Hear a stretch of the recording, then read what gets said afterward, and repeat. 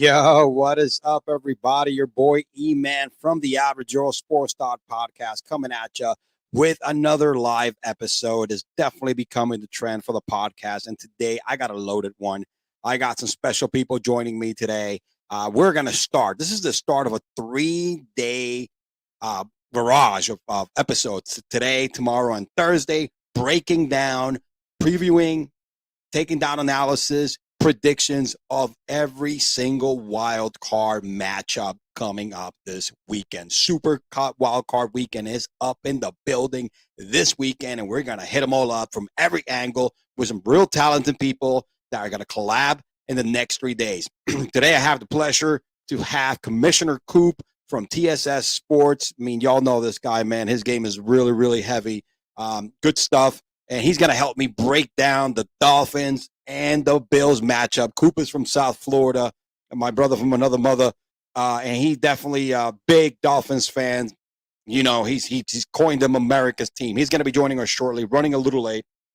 We're also going to hit the Seattle Seahawks and the 49er matchup. We're going to break that down. We're going to preview it and give you some of our predictions with the one and only Gina from Gina Repping the Bay. Great podcast. Everything you need to know from the Bay Area sports, not just the 49ers, even though that's their forte, but Golden State Warriors, everything Bay Area sports. She is like your go-to person in that particular space. Like I said, today, we're definitely going to start with the Dolphins. Cooper's running a little late, but, you know, I'm going to get started without him, but he's definitely going to join us shortly. Look, over the weekend, we had some games, right? Weekend 18 came and gone. There was some stuff really, and I'm going to start with the Dolphins a little bit. I don't want to go into too much of the details because I want to leave some of that for Commissioner Coop. But look, the Dolphins right now are definitely limping in. And on the positive side, both Tyreek Hill and Jalen Waddle have combined for 3,000 receiving yards. That's insane. I think that's like the third time that's ever happened. Great feat. They brought Tyreek Hill to be that type of guy, and he had delivered. Look, 1,700 yards with Tua, not Patrick Mahomes, for the season, 7 touchdowns. The man did his thing. Another storyline we're going to hit tonight is definitely going to be Brock Purdy, which I know Gina's going to bring the heat when it comes to that, and how he's handled and led this team during the time of some issues with Jimmy G going out practically for the rest of the season. But it was great. And I mean, look, one of the choke jobs, and I'm going to hit some of these right here. One of the highlights from Week 18 was I was shocked that the Packers lost to the Lions the way they did. You know what I mean? It was insane. And look, Aaron Rodgers right now, future with the Green Bay Packers is undecided. He said he's going to take some time. He's going to make a decision and tell the team what direction he's going to go before March. Before March, which is when you have the trading, when the trading comes into place, gets activated, and all that good stuff. That's one of the big issues. One of the things also that happened this weekend, man, I feel kind of bad for the Pittsburgh Steelers because they were up there in contention. You needed the New England Patriots to lose and the Dolphins to lose and the Steelers to win in order to get that playoff spot here, the 8th seed in the AFC. And look, the Steelers, man, give them credit. What a season. Mike Tomlin, man, still over 500. Doesn't lose. Great coach. Great respect that he has from his peers. Did a lot with nothing this year.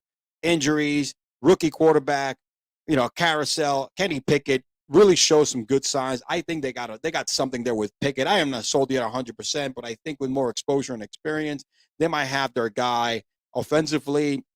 Pickens, the rookie wide receiver, had a nice season. I think there's something to build on. Let's see what happens with Deontay Johnson, who's on the contract. They traded away Claypool. They got some picks. Look, we have the draft coming up. There's going to be some things that are going to definitely pop up. Man, and another great shocker, not shocker, but I think it was just a great storyline was also the Jacksonville Jacks, which we're going to break that matchup actually on Thursday with my other guest, the boys from PSR, Patriots Sports Radio. They got to be here on Thursday breaking down those matchups. But anyway, I don't want to get too ahead of myself. Definitely, the Jags are such a great story, how they came back and took the AFC South, taking it away from the Titans. And look, the Titans is another team that has a lot of questions, right? They completely self-destructed towards the end of the season. We know Tannehill is not the answer. He's been a good, I guess, patch, and he's been a lot better than Malik, all right, who they drafted this year. They even went with a third-string quarterback because they didn't trust the rookie they drafted with Dobbs, and they have some questions and some holes at the quarterback position. Tannehill ain't it. Malik ain't it. Neither is Dobbs, all right? So something's got to give. I don't know. Look, after all the craziness that happened this week, there's going to be a lot of trades because the Bears have the number one pick because Houston decided to win. And by the way, that's the reason why they fired Lovie Smith, man, because he did not tank. He's a man of class. Shitty organization, but the Houston Texans anyway. But Lovie Smith takes his team. They lose the number one pick because they decide to actually play really well and beat a Colts team, which, by the way, another team that has some questions to answer. The Colts need a freaking coach, but also need a quarterback, all right? Because Matt Ryan ain't it, and neither is Ellison. Anyway, but going back to the Bears, right? The Bears they got the first pick, and they're not. Justin Field proved himself this year that he is good enough, and probably superstar status, maybe elite, definitely franchise quarterback status for me, all right, for the Bears. So, absolutely. So the Bears got some things to work out here. They got number one pick. What are they going to do with that, right? Everybody knows it's the Bryce Young, Caleb Williams, Stroud, race to who get this one because the quarterback is going to get chosen with the number one pick. And if the Bears have them, they're not going to use it for a quarterback. But there's a lot of things they could do, man. They could trade that pick for some great defensive player, for a player and another pick. They could trade that number one pick for multiple picks in the next years. I mean, the Bears got some things to think about here and work out. But they are in the driver's seat to improve that team greatly because, look, Justin Fields needs the help. He needs – that offensive line is horrible, all right? The kid needs the time. The kid needs to do his thing, all right? And unfortunately, they need to get that. He needs some wide receivers. The kid needs a lot of stuff, man. He needs a lot of help. Definitely needs a lot of help. With number one pick, man, they could trade that to, I don't know, say a Simmons and a number 10th pick for next year for the Titans, right? And Titans get number one pick. I don't know. There's a lot of things they could do with this, and they're in the driver's seat. The future looks bright with the amount of picks that they have. So those were kind of like the big things from this past weekend. Looking forward to the NFC and the AFC Super Wild Card weekend. Definitely looking forward. And of course, I'm going to wait for Coop here, but let me get started. He's running a little bit late here. Look, we have the Miami Dolphins, right? They're going to be facing the Buffalo Bills, and we know Miami. Man, they limped into the playoffs. No, it's no secret there. An unbelievable roller coaster ride. They go from beating the Bills early in the year, the Tua, concussion start there. Great comeback. The Bills came down here. I think it was week 3. It was an unbelievable game. They came back. They had a huge comeback, man. That 6-touchdown game by Tua Tagovailoa against the Ravens. The Ravens had a commanding lead, man, and they were up like 30, and they came back on them. So they had the kind of season. They even had control of the East, of the AFC East, for a cup of coffee, maybe a week or two over the Bills, and the Bills were struggling. So they went from like winning streak, losing streak, winning streak, and being taking control of the top seed of the AFC East, which was very crowded, to then losing a bunch of games at the end of the season and winning that playoff opportunity with the, against the Jets, which, man, it was such a dumpster fire.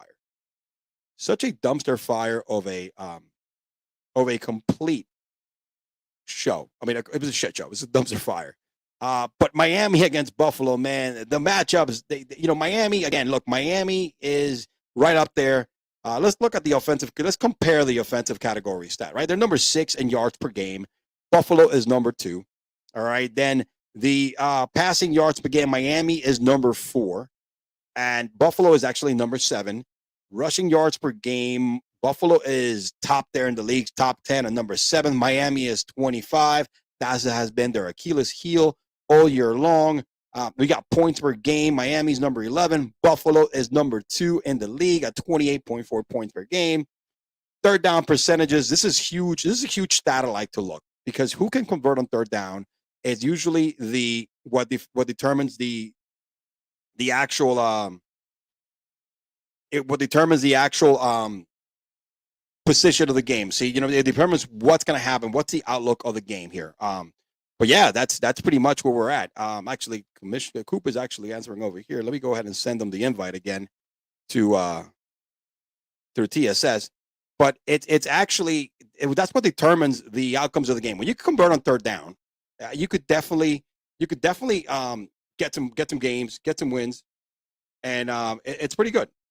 It's really good. So I'm actually gonna send this to TSS Twitter. Hold on, Coop. I got you, brother. But yeah, let me go here. All right, let me see here. Sorry, folks. Got some technical difficulties here with my man here trying to get Coop in the building. Trying to get him in here.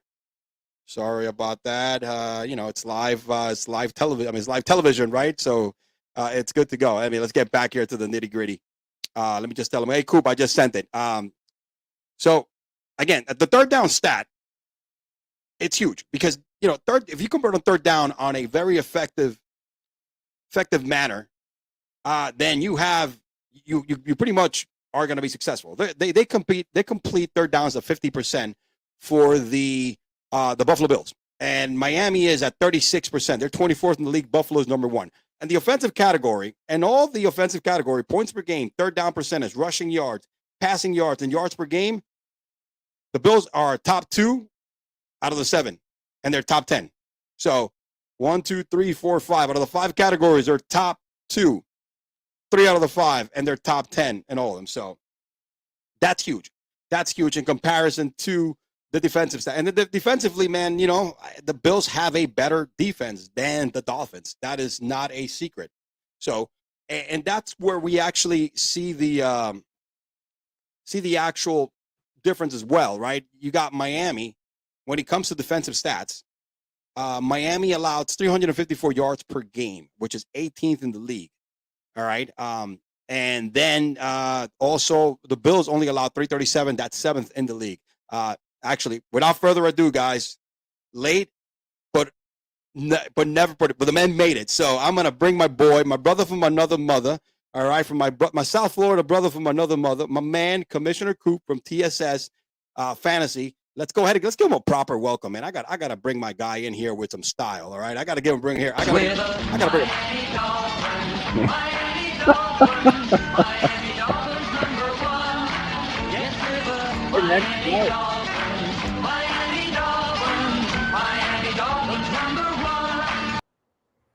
Hey man, I know you were there this weekend, so I had to bring you with a little bit of home style cooking there for you.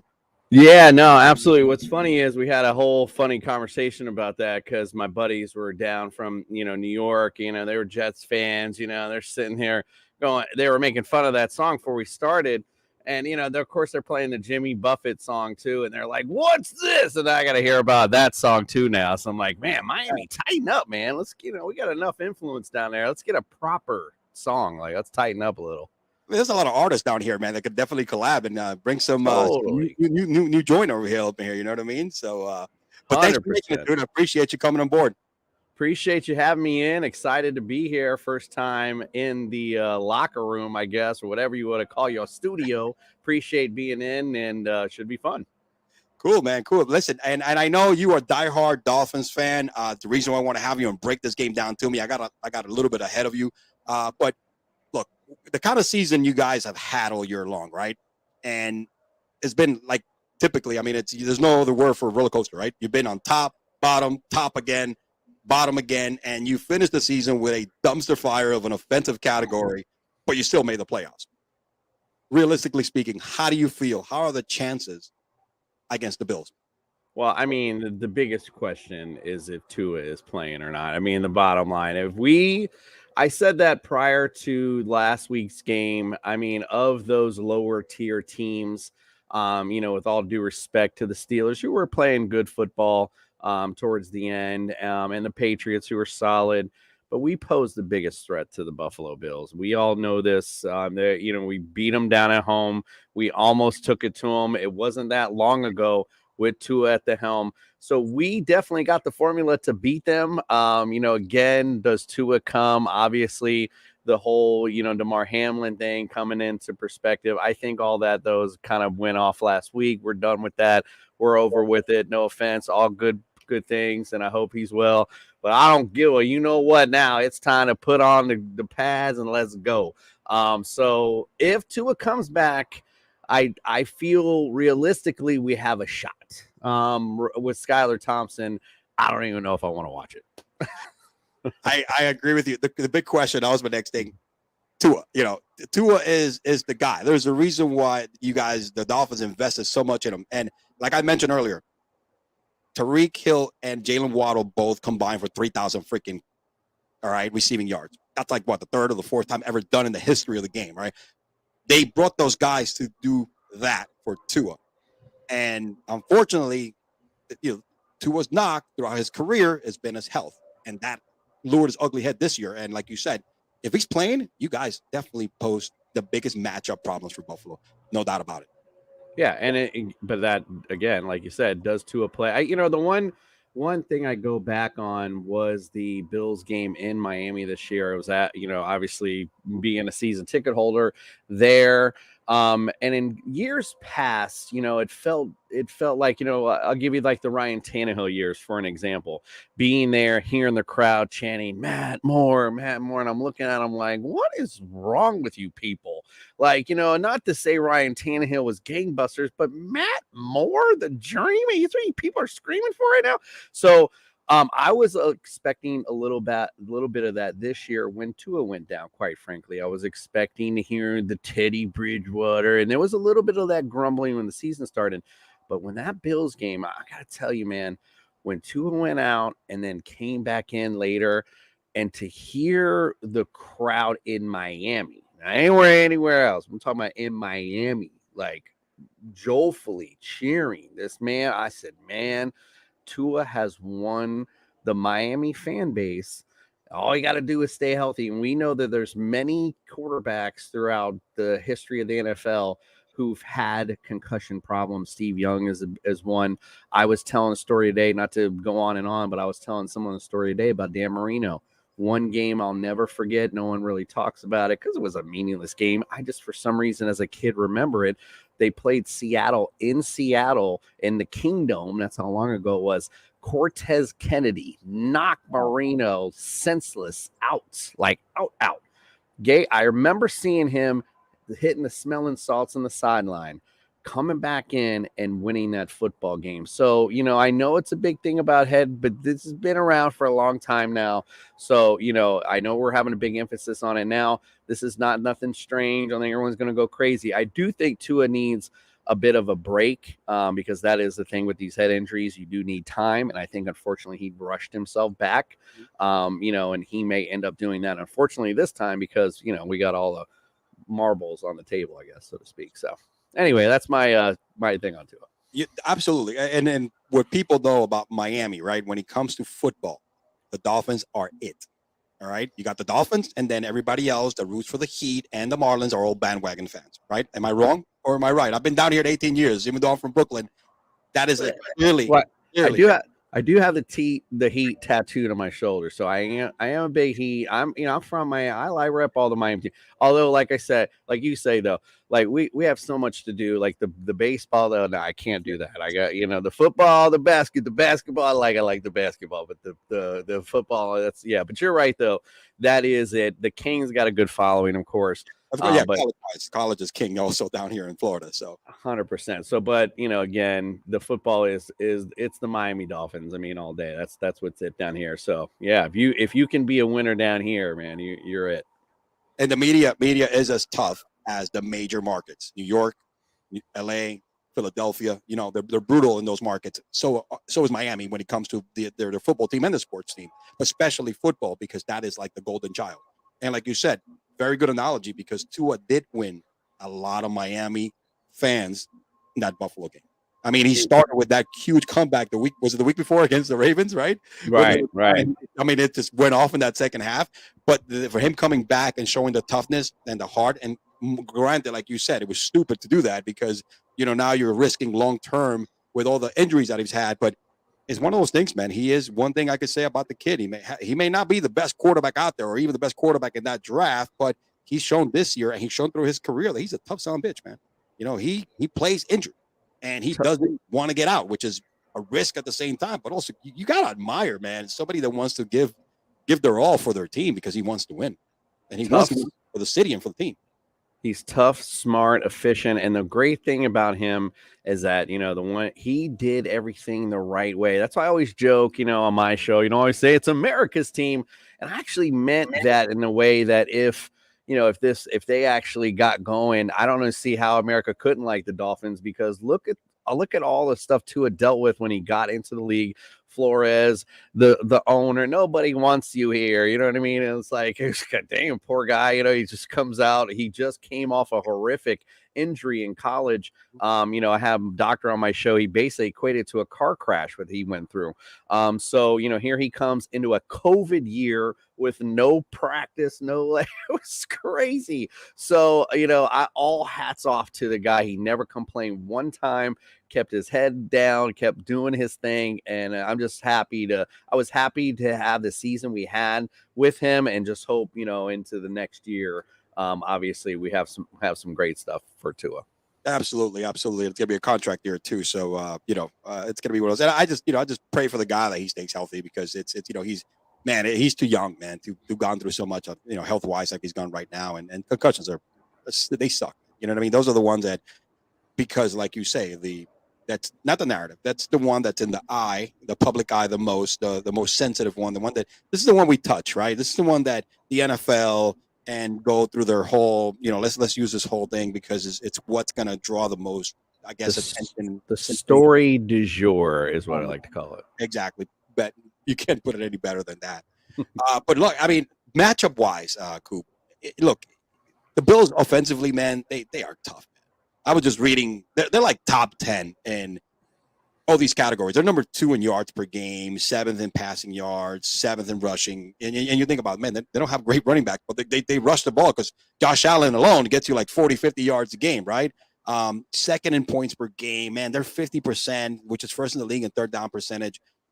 Which is it's a tough matchup for the Dolphins as well, and especially when your quarterback is not 100%. And defensive wise, they definitely have the edge over Miami. They are tough, man. They 7th at yards per game. Passing yards, they're 15th, which is not great, middle of the pack, and I think that's where Miami has been able to exploit them, right? With Tyreek Hill and Waddle, they can't catch these guys down the middle. You know what I'm saying? It's really hard. So I think that's where Miami has the edge overall, and where can they probably do the most damage, right? And again, they really do good against the run. They're number 5 in the league, 2nd in points per game as allowed. They do really well on third down percentage stops. They're at 37%, 7th in the league. It's a tough matchup. They're the reason why they were number 1 in the East. They have a really, really good, solid team. And it's a huge test, man, for Miami. And trust me, if it wasn't for the injuries, what do you think? Miami would not be number 7 seed, right? They'll be right. Exactly. We wouldn't even have this matchup. But exactly. I think the key in this game is going, unfortunately, I don't know if we'll have Mostert with a fractured thumb. Yeah. But even with Jeff Wilson Jr., I'm very confident with them running the football. They did it well against Buffalo last time. Surprisingly enough, they went up there with the game plan of, hey, we're going to establish the run. And they did so. They did it actually very efficiently. They're going to have to do that in order to maintain anything. And as far as, their offense against our defense, one thing that we've done well against Buffalo is this bend but not break defense that's just like they get a lot of big plays, then they get down there. Then we stop them around the red zone. We're really good at not letting them get those touchdowns. That was what's beat where we're able to win in Miami, while we were close to winning in Buffalo again with that bend not break defense. So if they can continue that, establish some running game, Skylar Thompson, Tua, whatever it may be, I mean, that's going to be the formula, quite frankly. I hate to sound like the good old back in the 90s football, but it's true. Running the football and defense matters in December and in these playoff games. So if they can do that, they got a little shot. Give me a top performer, and it could be from the Dolphins or either side. Top performer and a surprise performer of this game. Who do you think is gonna surprise somebody? And who do you think is going to go off?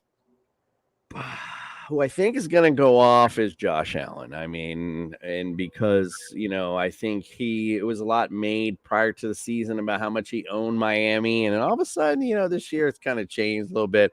I think, in this particular playoff matchup, he'll want to shine out a little bit. I know he'll want to shine out a little bit. So I could see him having a huge game. Again, we've talked about the woes of this secondary earlier, although again, they have been playing well as of late. So, but I still think Josh Allen is is your big play guy in this matchup. Surprise guy, I just mentioned it. Jeff Wilson Jr. He could be your guy that you're surprised. Wow, this guy is because if they come in here trying to establish that running game and hit him in the mouth like they did last time and actually hit him in the mouth. But like I said, I have a sneaky suspicion that's not going to happen, but they're certainly going to try it. And if they're able to establish it, Jeff Wilson Jr. is going to be your guy. So I think he'll be your surprise guy this weekend.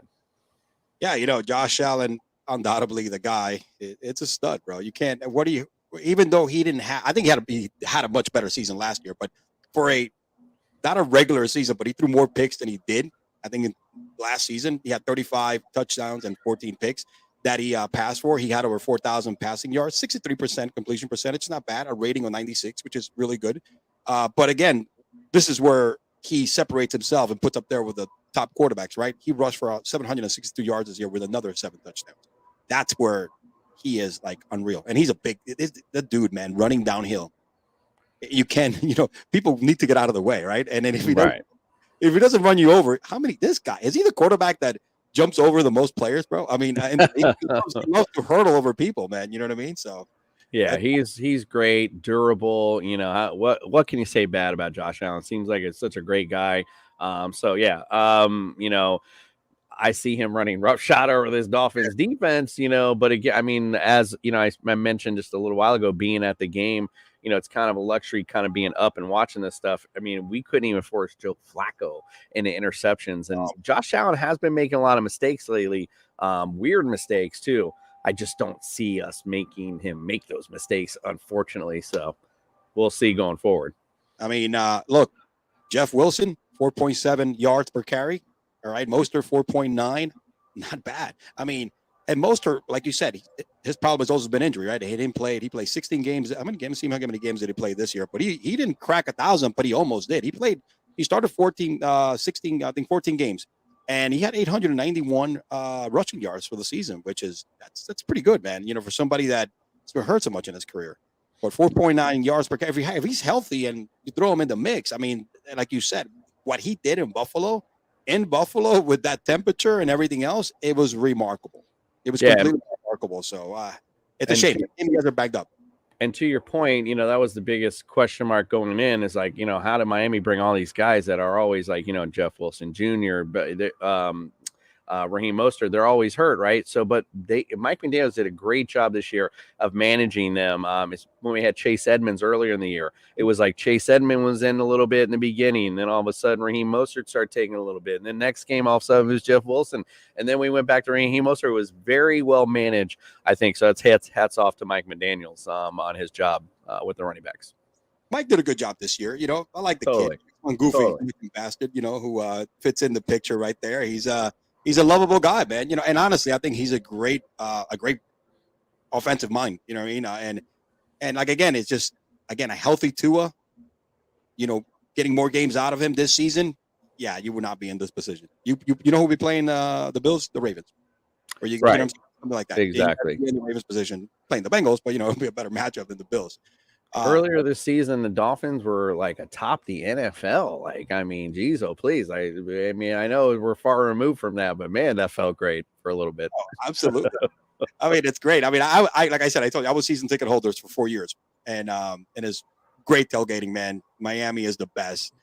Everything is great down here, man. And that's why I only, I'm a Giants fan, but my Dolphins are like my adopted stepbrother, right?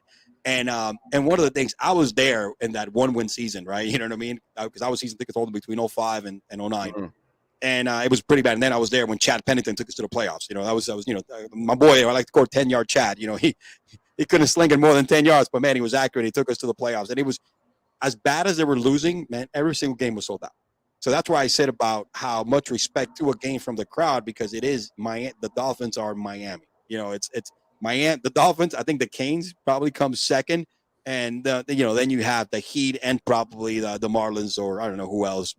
Probably high school football is more than the Marlins right now. But it's one of those things that he did gain some respect, and it's good to see Miami being in the limelight, because just like the Giants and these big blue bloods, because they're considered blue bloods of the NFL, when they're winning and when they're relevant, it makes football better. It makes the NFL better. I mean, absolutely. So makes my life better. Yeah, exactly. I know you're probably happier. Everything at home is even better. Oh man! So give us. I know you got a show going on tonight, right? Your usual. No, we've kind of dialed back a little bit. From the normal. Usually we do like a waiver wire show on Tuesdays, and then on Wednesdays we have a big game. But since fantasy season's over, we're kind of doing one. We're gonna do one playoff show during the week, and then we have Super Bowl special coming as well. So that's kind of like the stuff we got going on at TSS right now. Cool, man. Shout everybody out where they can find you. They can see your stuff, because man, your stuff is top notch. I've been on your show a couple of times, and it's always a great time, man. You're definitely somebody to aim for when it comes to content, right? To get up there, you're definitely a benchmark. Well, I do. Wow, it's man, it made me feel great tonight. Yeah, no, I appreciate that.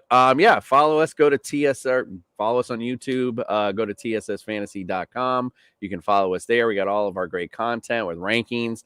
If you go to YouTube, hit the subscribe button. We kind of gave away all of our crap this year, but we got new stuff coming up. So make sure you hit subscribe, hit the notifications, because you want to see all the great stuff we do have. Follow us at TSS Fantasy on Twitter. We're on TikTok, Facebook, Instagram. We got it all. Come check us out. We're putting the fun back in fantasy. Come check us out. Absolutely, man. Give me a final score. Come on, right. Man. Give it to the Dolphins. Go ahead. It's okay. It's a safe space, man. Give it to the Dolphins. Okay, I'm not going to give you a real one. I'm just going to give my Miami Dolphin homer pick. If the Dolphins win this game, it's going to be a 17-16 victory, a 1 point lucky block extra point or something. I don't know. I'm just trying to figure something out for them to win this. It's not. I'll just put it this way.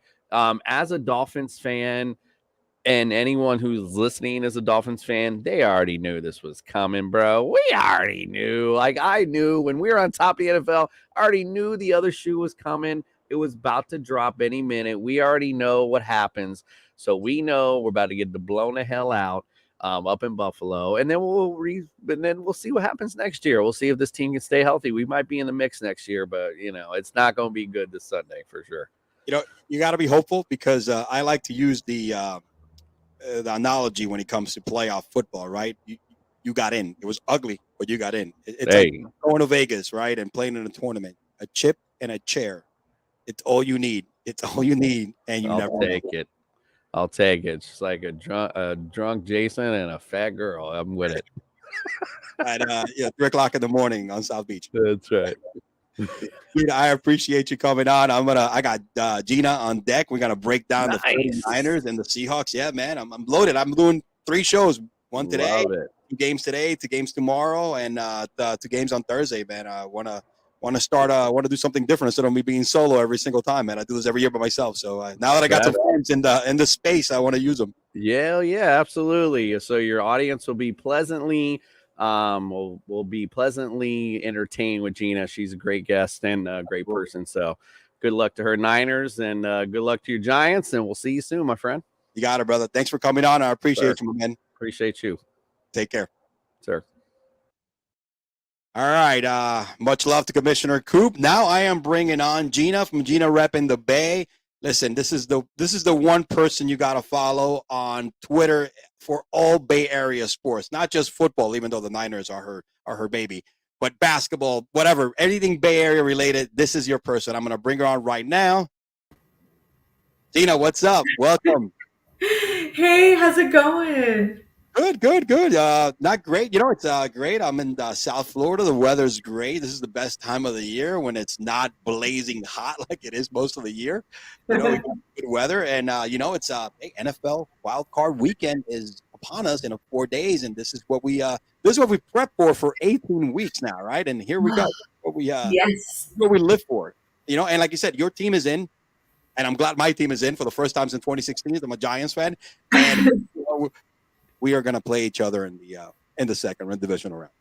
Hey, you never know. And I knew that my Niners were going to be in it because I predicted in preseason with Trey at the helm 14-3. So I came pretty close. That was pretty good. That was really, really good. And you started shaky. I have a huge 49er friend of mine. We're coworkers, and I mean, this guy, he goes to San Francisco at least once a year when he get tickets, grabs a game. I mean, and we were talking about the whole Trey Lance, right?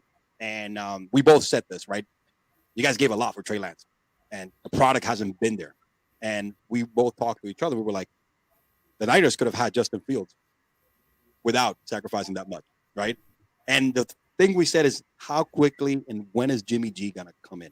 And everybody, and I don't know if it was locally in your news. I mean, we're here in South Florida. He was saying, well, listen, I think if Trey doesn't do well in 4 games or 5, because, before the season started, the Rams, you guys were loaded. You know what I mean? That was a tough decision. And they were like, well, I think 4 or 5 games and Jimmy's in.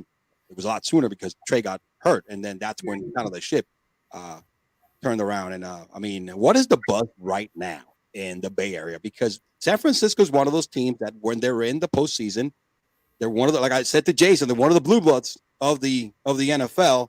How's the vibe? I know San Francisco is buzzing right now. Yeah, and I forgot to give a quick shout out to Commissioner Coop. What's up? I love him. He's great. I was on one of his shows too when we faced off against the Dolphins. And thanks for having me on your show, by the way. I'm just so thrilled. I watched one of your shows before and just so thrilled to be here. Yeah, I every week. So on my channel, Gina Rep in the Bay Productions, I have my hosts include a Rams fan, Falcons fan, and 2 Saints fans. Cool. And of course, 2 other 49ers faithful fans. So, it's rare that we all get to be on together, but that's why I love having so many hosts. Well, we have one regular, Dan, the Rams fan, Dan the man, and he's always trying to get us to talk about whether we're going to go with Trey or Brock next season. And we're like, dude, can't we just cross that bridge when we get to it? And, of course, I mean, it's all over 49ers Twitter, like all the time. So, and hey, Christian in the chat, what's going on? He's always on my podcast in the chats. And we're just like constantly wondering, is there going to be that, like if Jimmy's gone, in my opinion, Jimmy's gone. So that's off the table, in my opinion. Does Brock back up Trey? Obviously he's got to, right? But if Brock wins the Super Bowl, what happens? And that's where I got to say, you got to cross that bridge. I'm all for it. Like if Trey backs up Brock, if Brock wins MVP, Super Bowl MVP, that's something that they've got to, the front office has to decide. It's up to Kyle and John, but Kyle Shanahan, John Lynch. But yeah, those are the decisions I'm glad I don't have to make. Those are the things that right now are the hot takes of the hot opinions, I should say, that the 49er fans have. I'd like to say that, hey, sure, if Brock wins, yes, go ahead, be starting quarterback. But if Trey is who we think he is, and my associate, Rod Calley, shout out to Rod, said if Trey is who we think he is and who we drafted, so high, and gave up the farm for, then he will beat out Brock in training camp next season. So, I mean, look, Jimmy was supposed to be gone this year, and unfortunately fortunately for you guys, because having him as a backup is better than your average backup, right? I mean, the fact that you have a third stringer that is pulling these numbers, that's the insane part, right? But the fact that Jimmy was supposed to be gone, that's how many twists this team has gotten, right? Jimmy was supposed to be gone. It's number one. He was supposed to get traded. I guess they were asking for a lot. Jimmy has a history of injuries. And one thing, and by the way, thank you, Christian, for joining in. I know it's one of your fans. Appreciate you bringing people on, some viewers. But one thing I say about Jimmy, he may not do it great, but he wins. Yeah. The guy's a winner. He's won a lot of games for you guys. But I get it. He gets you up to so far. At one point, you have to make a switch. I'm with that 100%.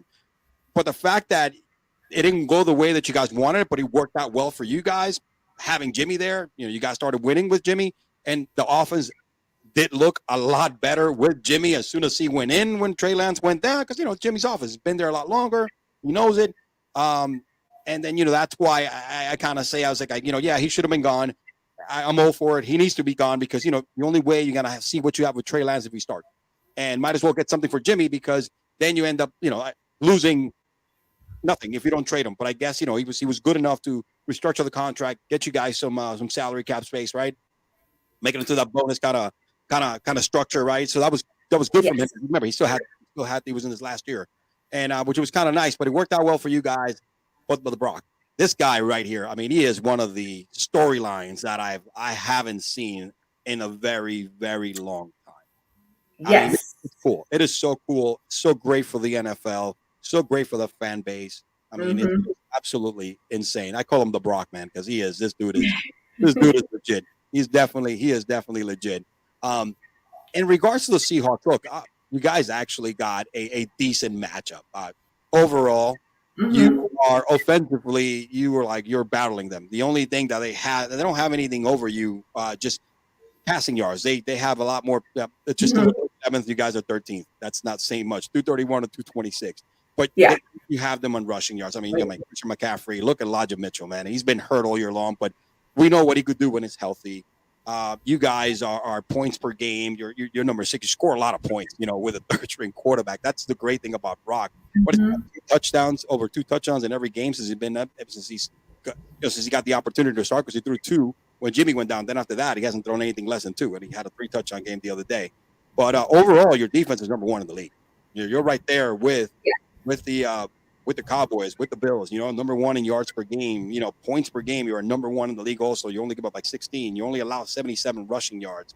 The only weakness is your secondary, but man, that front line is so good. It's so good. Yeah. And that, I mean, defensive player of the year, Nick Bosa, kind of sort of makes up for it in a way. That front four, just, so dominant. Fred Warner, Drake Greenlaw, we're getting him back. He had a neck strain and he's back in practice. I wanted to get to your point though about Jimmy. I mean, you said a key word. We won with him because he wasn't actually one of the keys to winning games, So it is like he does have wins under his belt, but once we get rid of that, open up that cap space and he's gone, it's going to give us room to re-sign some people that I hope we get back, like Emmanuel Mosley, because he was so important in our secondary. And that's where I think we really were missing. I mean, remember, we lost Jason Verrett early and, sort of early to mid-season. And that guy just keeps getting injured. And I'm not saying he's injury prone. I'm just saying he's had a string of bad luck. So, and that was a strong veteran, but yeah, I look at guys like, we have Brock, right? And then you look at another rookie who the Seahawks have, because I got to give where credit, credit where credit's due. Kenneth Walker, a hell of a season, talk about, players of the year. And then Brock, to me, I mean, of course, I'm going to be a homer and biased, and I say Brock is my Rookie of the Year. But Kenneth Walker, got to give him his flowers too. And he obviously has put up, I had to write down some of his numbers because, I don't know him by heart or anything, but 1,050 rushing yards leader. So, that to me is, for Seattle, that's really good, especially after what they just went through in the offseason, getting Drew Lock, not knowing who was going to be their quarterback, Geno Smith doing so well.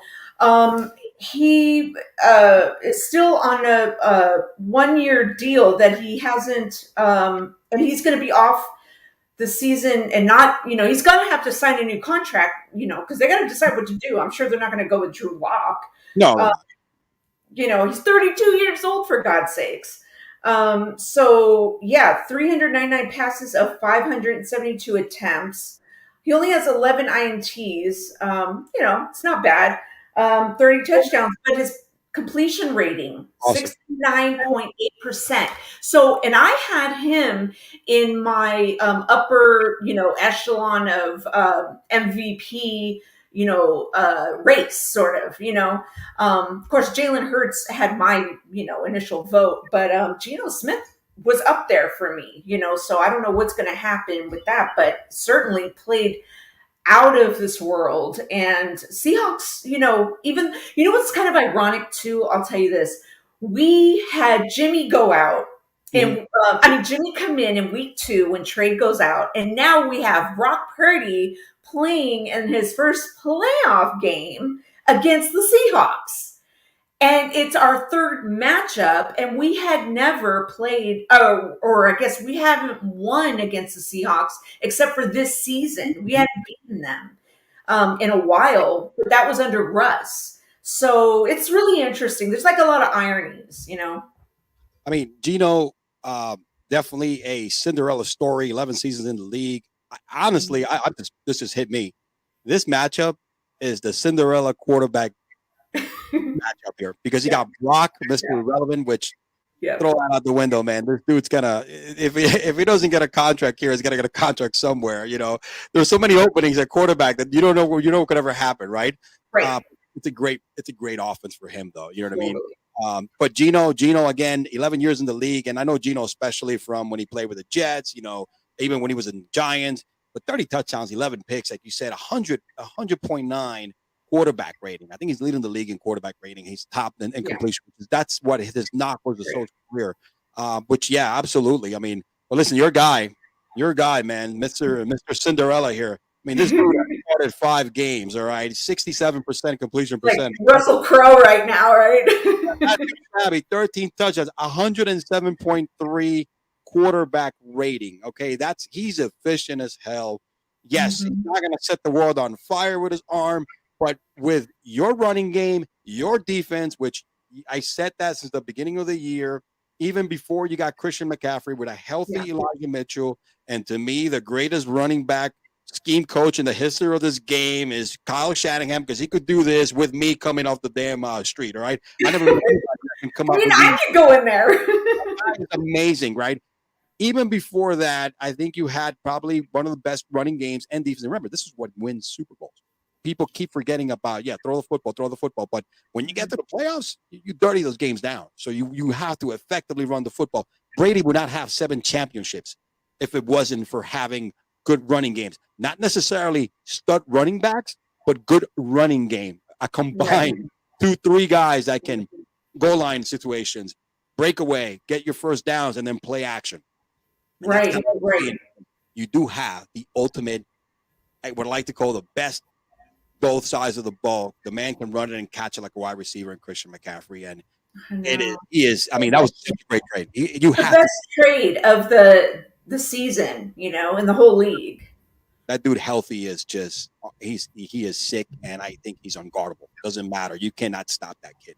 But he's so great. Doesn't a change of work environment actually make you feel a little healthier too, like mentally and physically? Absolutely. I mean, it's no different than changing jobs, right? From a job that you really hate and hate going in every morning. Right.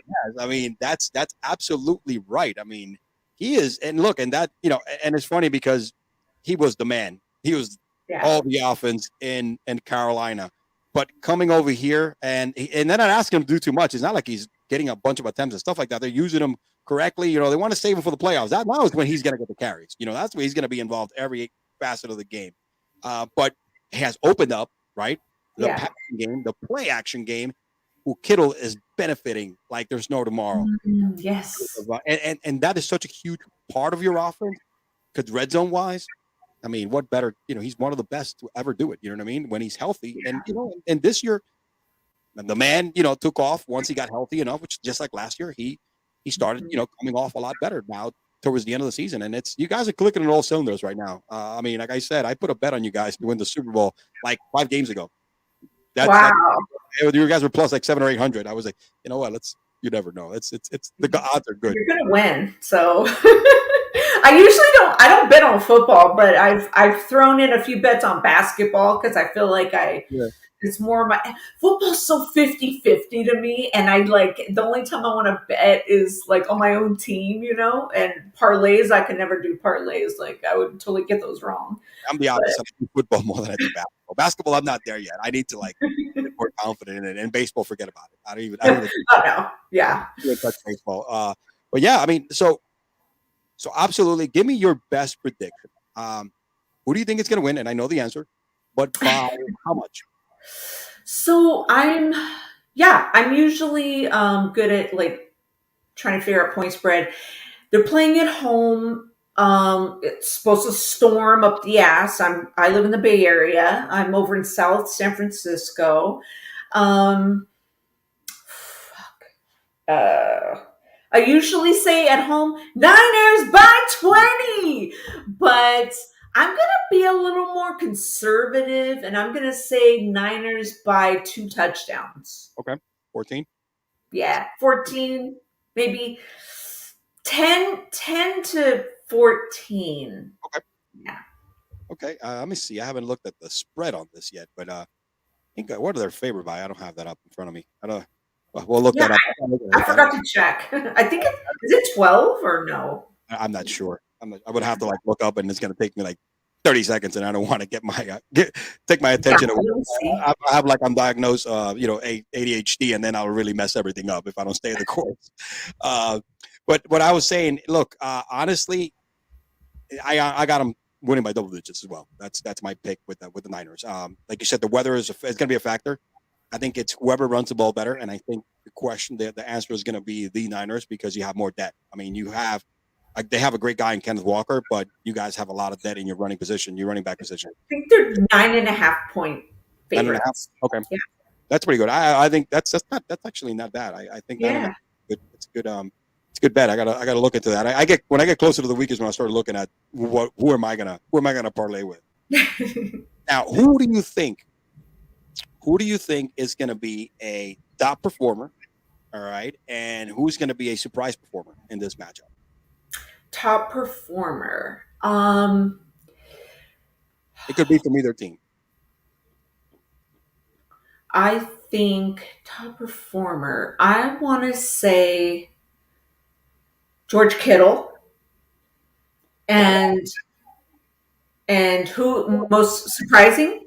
I said, give me a surprise performance. Somebody that's going to come up big, right? That usually, Oh God, I don't want to pick anybody on Seahawks.